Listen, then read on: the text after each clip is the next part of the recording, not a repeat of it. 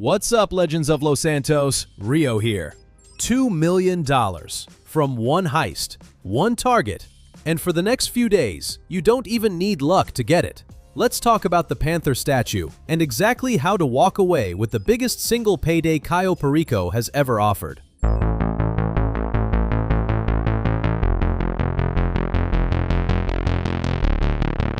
First, the numbers, because this is what makes the Panther Statue worth clearing your whole session for. Every primary target in Cayo Perico has a fixed value.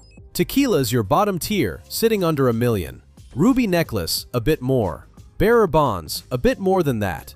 Pink Diamond, long considered the best of the regular rotation, tops out around $1.3 million. The Panther Statue blows every single one of them away. $1.9 million on normal difficulty. $2 million and change on hard mode. Nothing else in this heist even comes close. And honestly, this is the part that gets me a little, because I've run Cayo Perico more times than I can count over the years, and most of that time you're stuck hoping for a pink diamond and settling for tequila. When the Panther Statue actually shows up, it doesn't just feel like a good week, it feels like the game's finally paying you what your time is actually worth. Here's why this week specifically matters. The Panther Statue isn't a normal target. It's locked behind a server-side switch Rockstar controls, and they only flip it on during specific event windows, usually tied to a bigger seasonal push like this one. It doesn't come around often, and when it does, it's rarely for more than a week. If you've been playing this game long enough, you probably remember the last couple times it showed up, and if you missed it, you remember that too, because the community doesn't exactly go quiet about it.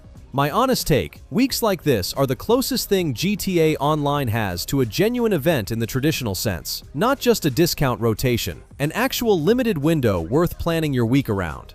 This week, it's live. And better yet, it's guaranteed. Your very first scope out this week. No resetting, no re-rolling, no gambling on RNG. You scope it, it's there. And can I just say, my honest take on this system as a whole, I get why Rockstar gates it, keeps the heist relevant years after launch, gives them a reason to bring players back for a specific week. But I'd be lying if I said the RNG version of this doesn't feel a little rough when you're on the losing end of it. This week, you're not on the losing end. Use it. Now let's actually walk through how to run this properly, because I want you walking away with the full payout, not a partial one. Starting point, you need the Kasatka submarine. If you already own it, you're set. Skip ahead. If you don't, it runs about $2.2 million from Warstock Cash and Carry. And I know that sounds steep, but a single good Panther run this week basically pays for the sub outright. It's the only entry cost this heist has. And if you're a newer player debating whether Cayo Perico is even worth buying into this late, my honest opinion, yes. It's still the best solo money in this game, full stop, and weeks like this one are exactly why. Worth a quick mention on the Kasatka itself too, if you're kitting it out for the first time. You don't need to go overboard on every upgrade to run this heist properly, but the extra vehicle bay is genuinely worth grabbing early if you can afford it. Having a fast bike or a compact vehicle ready to drop the moment you surface saves you real time on approach, especially if you're going aggressive and want to close distance on the compound fast rather than swimming the whole way in. Before you even launch, let's talk loadout for a second, because I see people go in underprepared way too often. If you're going stealth, bring a suppressed pistol or SMG, night vision goggles if you've got them unlocked, and don't skip the parachute. You'll want it for a couple of the exit routes depending on your approach. If you're going loud, that changes completely. You want something with real stopping power, because reinforcements on Cayo Perico show up fast and in numbers once the alarm's tripped. Either way, bring body armor. I don't care how confident you are in your stealth game, El Rubio's compound has caught better players than either of us off guard. Once you're set up, head to the Kasatka and start your heist planning. Your first move is the scope out, sometimes called the Gather Intel mission. This is where the game actually registers your primary target for the week. Go through it normally. Don't cancel out partway through thinking you need to re-roll. You don't. This week, that scope out locks in the Panther Statue automatically. From here, you're choosing your approach.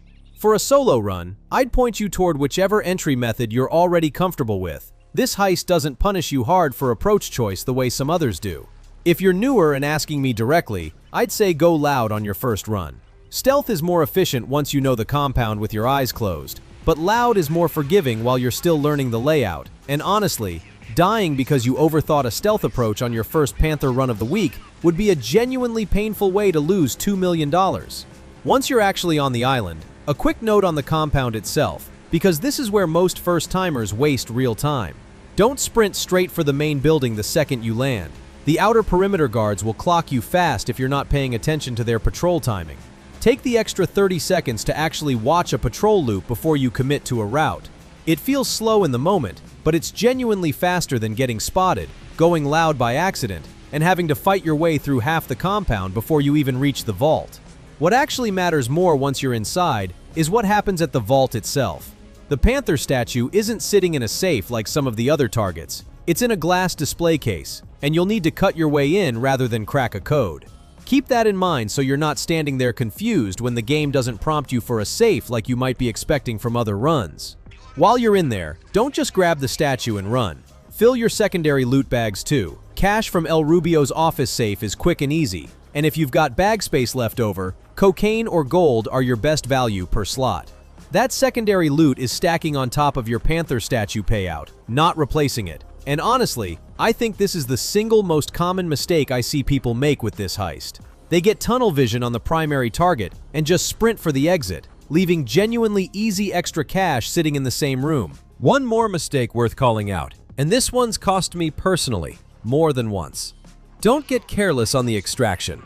Whether you're swimming out or heading for a vehicle, that's exactly the moment players relax, because they think the hard part's over. And that's exactly when a stray guard or a late patrol catches you off guard, and you're respawning back at the dock with nothing to show for it. Stay alert until you're actually back on the Kasatka, not just until you've got the statue in your bag. Now, the difficulty question. Run it on hard mode if you can. It's roughly 10% more on your primary target alone, which on a payout this size is close to $200,000 extra, just for selecting a different difficulty option before you launch. The risk difference is real, but manageable if you're playing it carefully. My honest take, if you know this heist reasonably well, there's basically no reason to run normal this week. The extra difficulty on Cayo Perico has never felt as brutal as some of the other heists in this game, and $200,000 for a slightly harder patrol pattern is an easy trade. One more thing worth chasing before you extract: the Elite Challenge. Complete it clean, and you're adding another $200,000 on top of everything else. It usually comes down to time and not getting detected, so if you're going to run this heist properly this week anyway, you might as well aim for it rather than treat it as an afterthought. Between the Panther statue, your secondary loot, hard mode, and the Elite Challenge, a genuinely well-run solo session this week is realistically landing you somewhere between $1.9 and $2.2 million before fees. Quick word on solo versus running this with a friend, because I get asked this every single time a big target rotates in.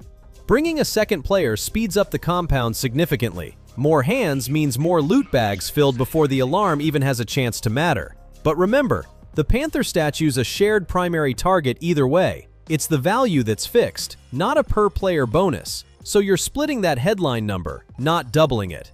My honest opinion, if you've got a friend who's actually competent and won't get you both caught, running with one other player this week is a genuinely good call, mostly because of how much faster you clear secondary loot together. If your options are a random public lobby partner versus soloing it yourself, I'd solo it. A bad partner costs you more time than they save you. Speaking of fees, don't forget Pavel takes a small cut for the sub, and the cartel takes a percentage when you fence your secondary loot. It's not huge, but it's worth knowing so you're not confused when your final total lands slightly under what you expected. Nobody wants to do the math in their head, see 2.1 million, then open their bank and feel like they got shorted. Let's put this in perspective for a second, because numbers on their own don't always mean much without something to compare them against. Right now, in this exact stretch of the game, you've also got the Court Center heist paying well on first completion, and the salvage yard cycling through claimable robbery targets. Both solid. Neither touches this. A single Panther statue run, done properly, is outpacing a full Court Center weekly bonus, and it's doing it in a fraction of the setup time. If I'm ranking every money method currently active in this game this week, the Panther statue run is sitting right at the top, and it's not particularly close. Now, stacking bonuses, because this week isn't just about the statue. Log into GTA Online anytime before the 12th, and you're getting a flat $1 million. No missions required, just show up. Complete your Cayo Perico finale during this window, and you also walk away with the Panther Tour jacket. Pure cosmetic, but free is free. And if you've got extra time this week, there's double money on a Super Yacht Life and triple rewards on this week's featured community mission running at the same time. Worth slotting in around your heist runs if you're playing for a few hours rather than just one clean session. Timing-wise, the finale has roughly a 2-hour 20-minute cooldown before you can run it again solo. So if you're trying to squeeze in more than one run this week, plan your session around that instead of sitting there waiting. And that actually brings me to a question I get asked a lot. Is it worth running this multiple times in the same week just for the secondary loot once the Panther guarantee's already banked? My honest answer, only if you genuinely enjoy this heist. The primary target's locked in either way after your first run, so anything after that is just standard Cayo Perico money. Good, but not special anymore.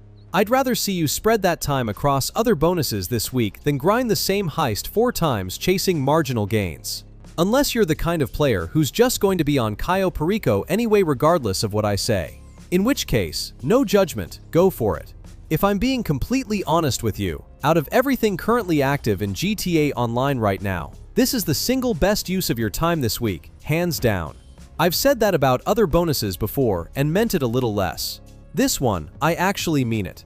And I'll say this too, because it's worth putting in perspective given everything else going on with this game right now.